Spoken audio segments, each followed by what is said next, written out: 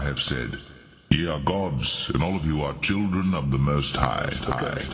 For Zion's sake will I not hold my peace, and for Jerusalem's sake I will not rest, until the righteousness thereof go forth as brightness, and the salvation thereof as a lamp that burneth. And the Gentiles shall see thy righteousness, and all kings thy glory, and thou shalt be called by a new name, which the mouths of the Lord shall name.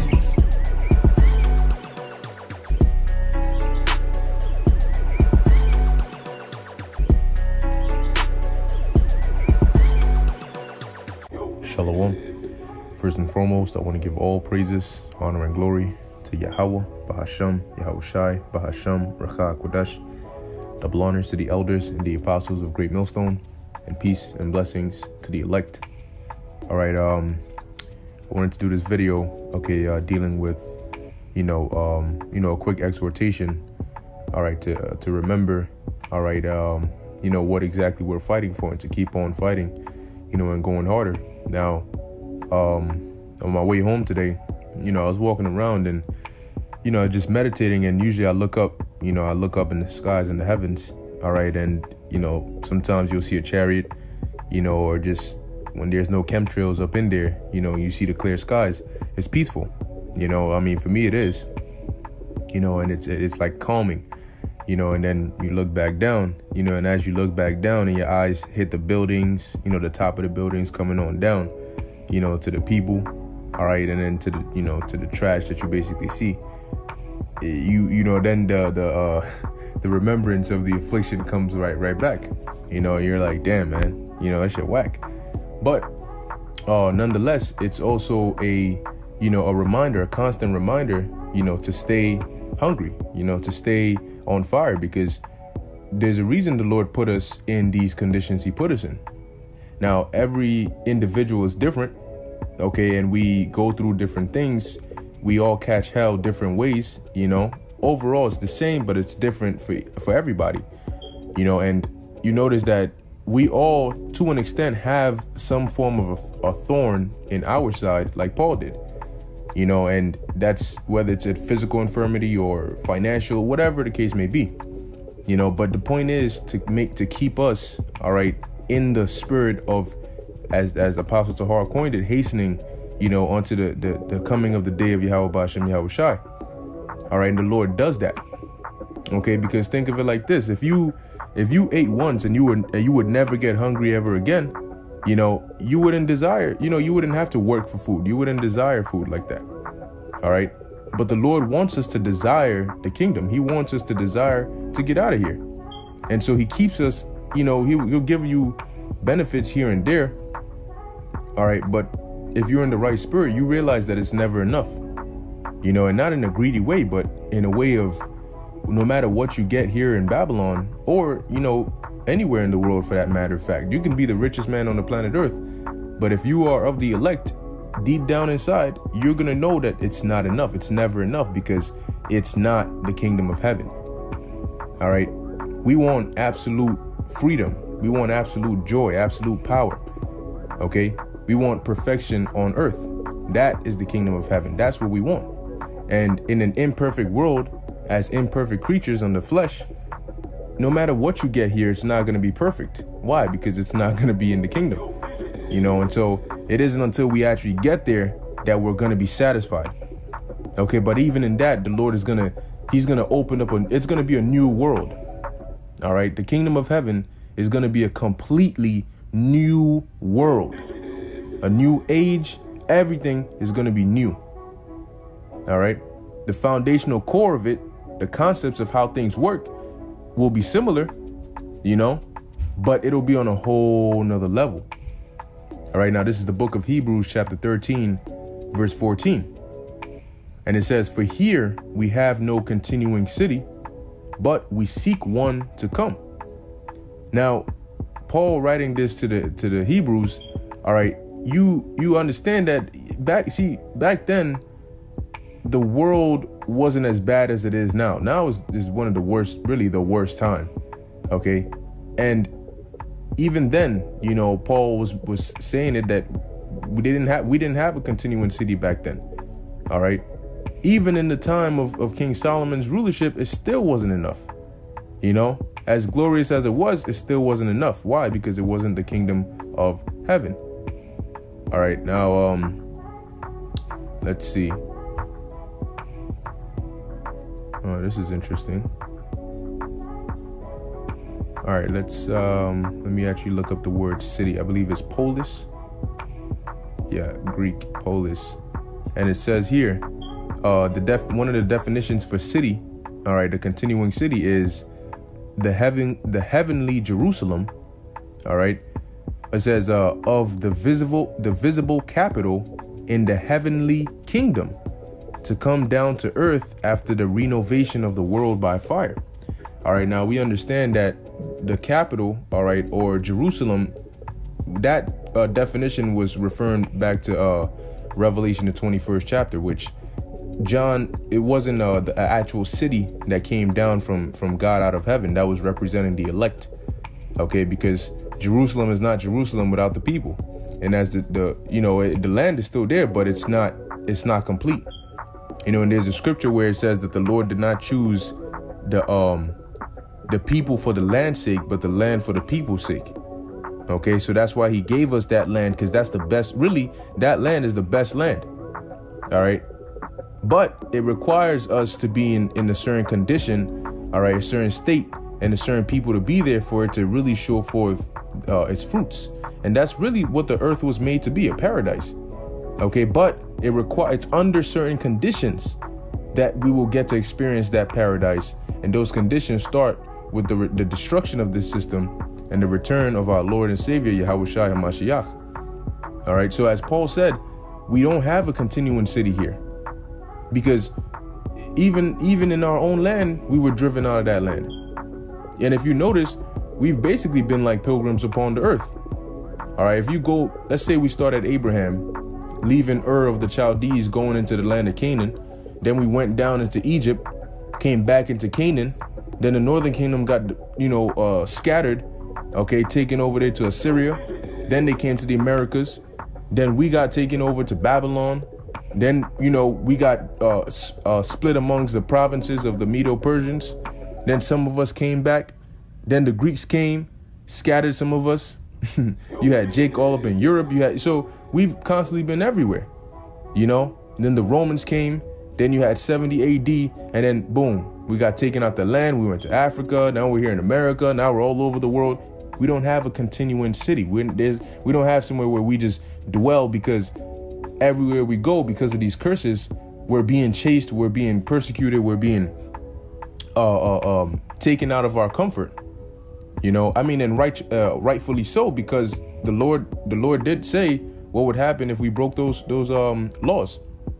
Okay, but we still seek one to come, and that's going to be in the kingdom of heaven, when we're going to be able to have our own land, which really the earth, as Ezra said, was made for our sakes. So we're going to have that. We're going to have planets, and nobody's going to be able to come and discomfort us, from our habitation. As the scriptures say, no evil shall come nigh thy habitation, all right, nigh thy dwelling. Okay, so we're gonna actually experience full-on joy. You walk around, the garbage, smell, the people look dead, hey man, it's just bad. You can see a chick that looks bad, but you can only imagine what she actually is. Hey, I actually just saw a video, all right, that the brother Yashalam put up, dealing with these women, and they were asking him, if she would let a dude hit after the first date. She said, hell yeah. And then the dude asked her if she would let him hit it raw. She said, yeah. So, at this point, it's just, it's just everything is at the lowest of the lowest, the most corrupt. That's why we seek a kingdom to come, and it's just getting worse. Literally everything, the morality, the people, the food, the air, the water, the apartments, the land, the animals. Okay. Life itself is enslaved, and right now we're just trying to survive and hold on till Yahushua comes, but it's because of this that we want to get out of here, and we know how to do that. Okay, we know that there's gonna come a day and a time when Yahushua is gonna actually show up, okay, with the heavenly host, and we are gonna get delivered. We are gonna get changed, as I'm gonna go to here in the book of 1 Corinthians. We're gonna get changed. All right, we're gonna become powers. You understand that? We're gonna transcend. We're gonna go above humans and become gods. That's a whole nother level. And we believe that, and guess what? It will happen. But we know that it's gonna happen regardless. The only thing is, are you gonna partake in that? And that's where you doing the work, you staying diligent, you staying on fire comes in. Okay, because if you drop and you fall, that's not gonna stop the prophecies from taking place. That's not gonna stop the elect from getting delivered. That's not gonna stop the wicked from getting destroyed and the kingdom of heaven getting ushered in. And you only get one chance to be a part of those, all right, who get to, be here with Yahushua, experience that first bodily change, and come down and subject. That's going to happen only once, when Yahushua comes down and we witness the transition, and he gives us the power to go around and actually subject the world under the authority of Yahweh Ba'Shem Yahushua. That's going to happen only once. Okay. And if you miss that event, that's going to be one of the biggest events that's going to be celebrated. So if you're wicked and you die on this side and you get reborn in the kingdom, yeah, you're going to be good, but you're not going to have experienced that. And that's an experience you don't want to miss. That's it. I mean, just imagine that, the day when we actually see the natural become supernatural. All right. We see that line between the two just disappear. Okay. So now let's go to the book of 1 Corinthians chapter 15, verse 51. And it says, behold, I show you a mystery. And there's a reason it's a mystery, because if it's secretive. A lot of people don't know this. They don't even know this is in the Bible. A lot of Christians don't even go into this chapter to understand this. So it's interesting how you can have a conversation with one of them and speak about having our bodies changed, and they'll look at you like you have 10 heads. They'll look at you like you're the beast with 7 heads and 10 horns, And the interesting is they preach about everlasting life. Well, the question is, how are you going to get everlasting life? Oh, you're going to die, and in heaven you're going to have everlasting life. But wait, the life is the spirit in the body on earth. Because if death is the spirit leaving the body, and the separation of the spirit from the body, and the spirit goes to the spirit world, then the opposite would be the spirit coming on the earth in a body. Isn't that life? So everlasting life, meaning that spirit is in the body on the earth for a continuous period of time that doesn't end. How do you have that in the spirit world? How do you have everlasting life when you're dead? But they don't ever think about that, But it's actually written in here, and that's why it's a mystery. Because people don't understand that it's in the Bible that we are going to get our bodies changed. That's how we're going to live forever. Because we're not going to be humans. Humans are mortal. Humans die. Everlasting life is going to be for gods. And that's why the Lord said, when he said he was going to give us everlasting life, that means he was going to change us into a state where we can live forever. And a God doesn't die, but humans die. That's a part of being human. You're mortal. So what's going to happen is the nation of Israel are going to become gods, and the rest of these nations are going to be humans. Why is that? Because when you go to the 3 classifications of men, you had the sons of men, which are men, humans, the sons of the wicked, which are men, humans, but you have the sons of God. If your father is a god and you are the son of a god, that makes you a god. And that's what it says in Psalms 82:6. As a matter of fact, let's go there real quick. All right. The book of Psalms, chapter 82, verse 6. It says, I have said, ye are gods. All right. Yashar Allah. He is a prince of the power. And the word power, that's what God means, a power.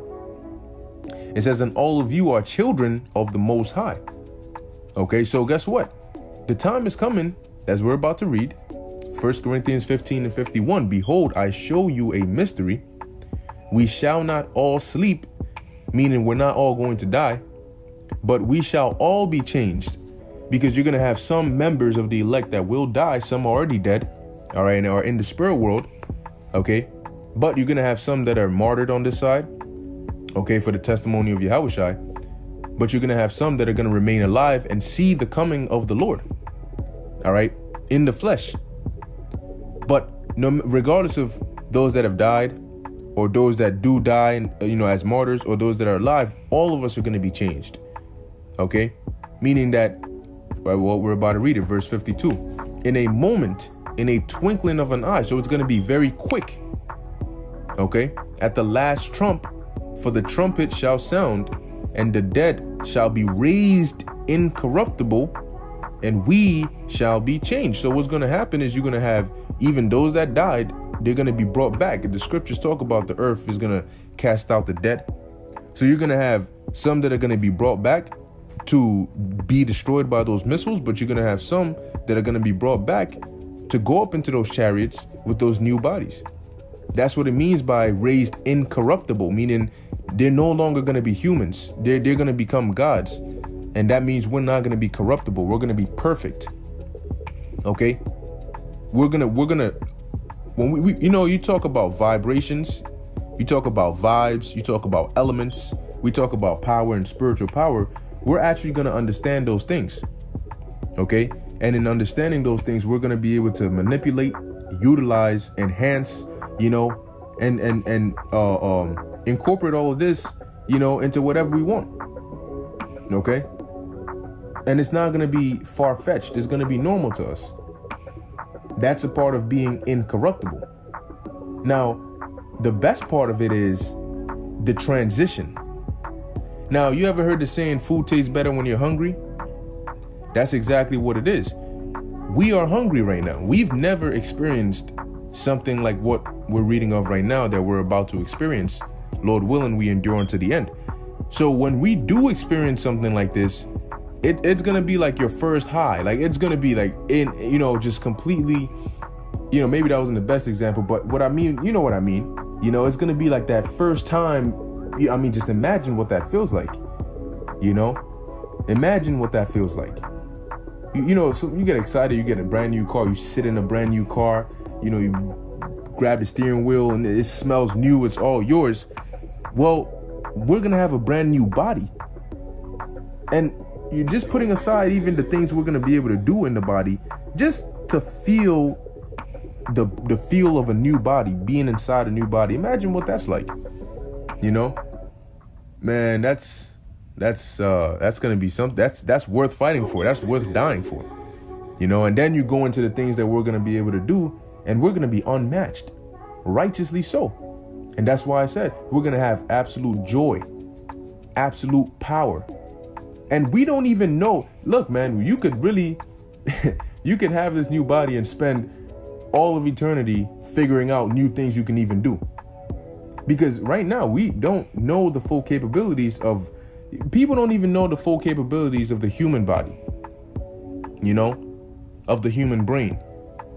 And imagine us being able to have a body that transcends that and being able to utilize it to the fullest. That's why we're out there. That's why we're going so hard. Okay.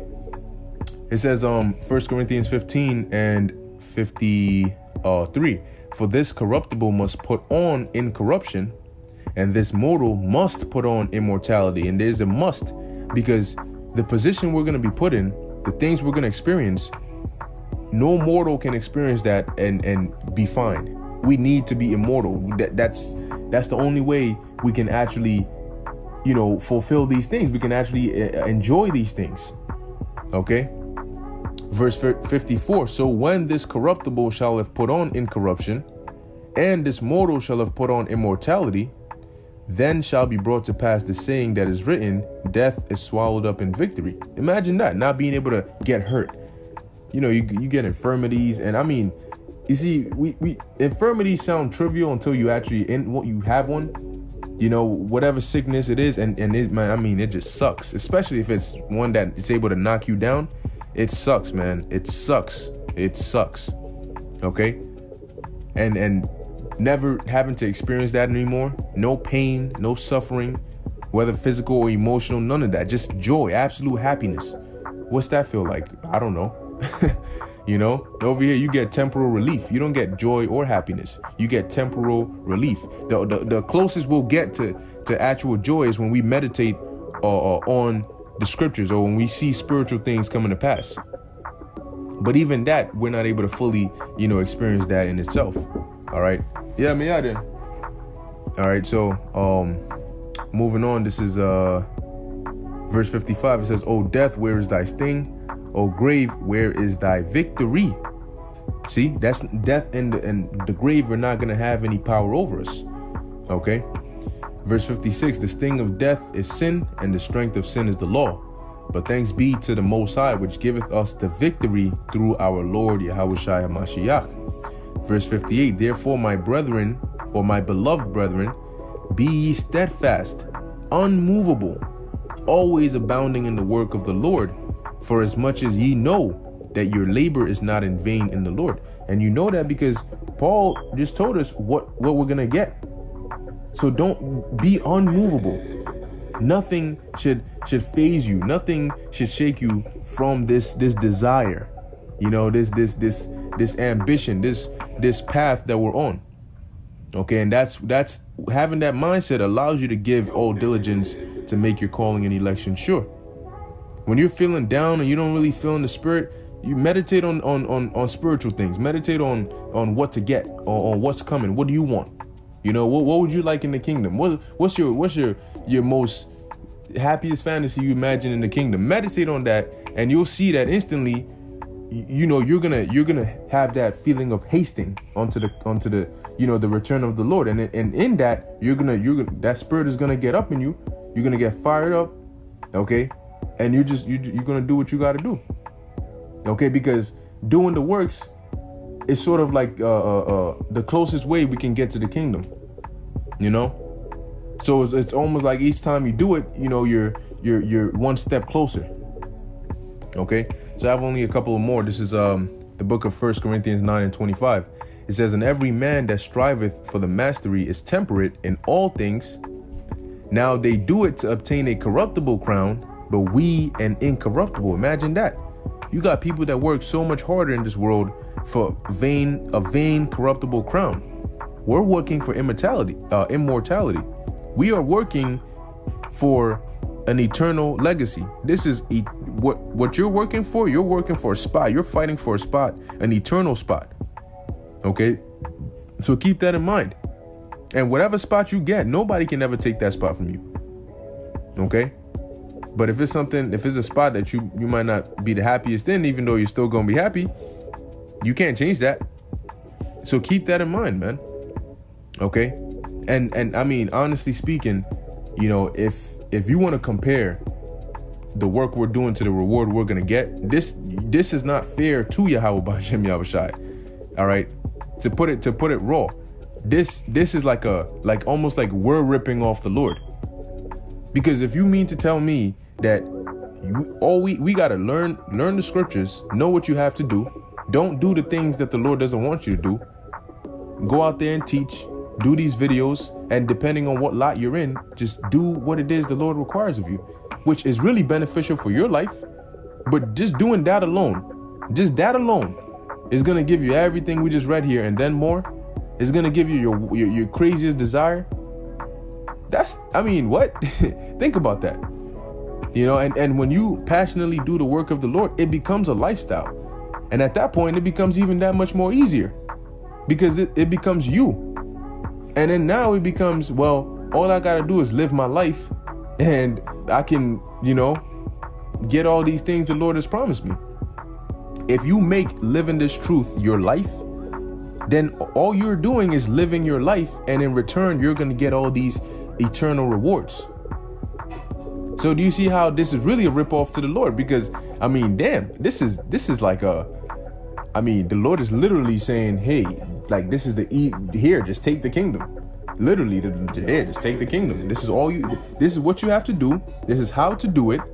Now that you know that, just do it. And just wait. Do it and wait.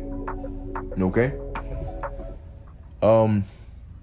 Verse 26, it says, I therefore so run, not as uncertainly, so fight I, not as one that beateth the air, but I keep under my body and bring it into subjection, lest that by any means, when I have preached to others, I myself should be a castaway. And that's not something you want. You don't want to be a castaway, man. All right, you want to be someone who the Lord can rely on to do this work passionately.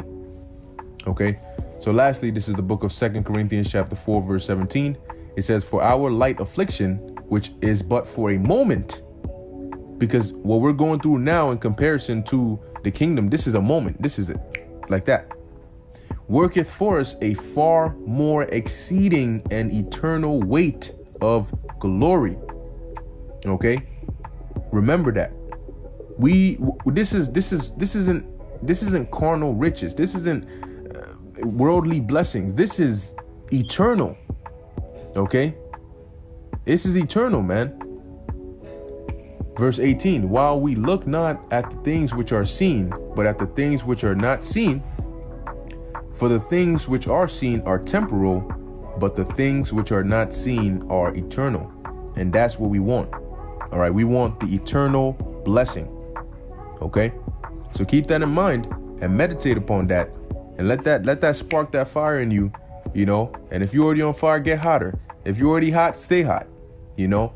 But continue in the work and continue to abound, you know, that your works may be pleasing unto Yahweh B'Hashem Yahushai, and that you may be able to maintain that, okay, and grow, and Lord willing, make it up onto them chariots. All right. So with that, I want to give all praises, honor, and glory to Yahweh B'Hashem Yahushai B'Hashem Rakha Kodash. Until next time, Shalom.